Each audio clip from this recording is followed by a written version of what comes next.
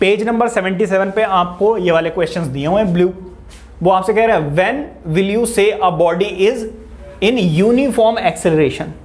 तो मैं पहले आपको मतलब समझा देता हूं यूनिफॉर्म एक्सेलरेशन का, उसके बाद डेफिनेशन पे आएंगे। मान लीजिए आप किसी एक हाईवे पर जा रहे हैं, ठीक है, और यहां पर आपकी वेलोसिटी मान लीजिए 2 मीटर पर सेकेंड। थोड़ी देर के बाद 2 सेकेंड्स के बाद आपकी वेलोसिटी हो गई कितनी, 4 मीटर पर सेकेंड। फिर 2 सेकेंड के बाद आपकी वेलोसिटी हो गई 6 मीटर पर second.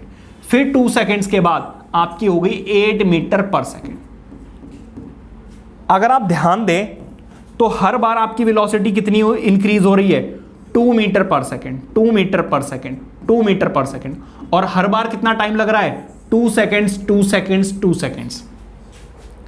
So if a body increases its velocity with equal amounts in equal intervals of time, then acceleration is said to be uniform।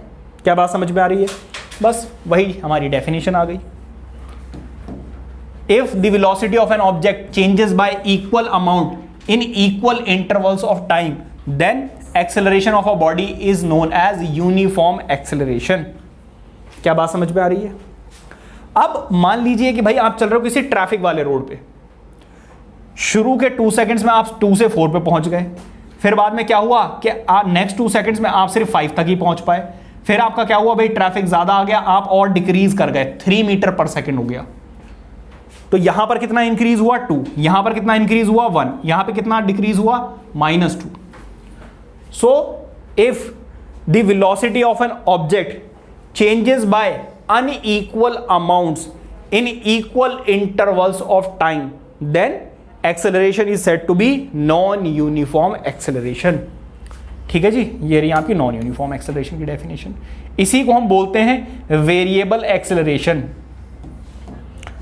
If the velocity of an object changes by unequal amount in equal intervals of time, then acceleration of the object is known as non-uniform और variable acceleration.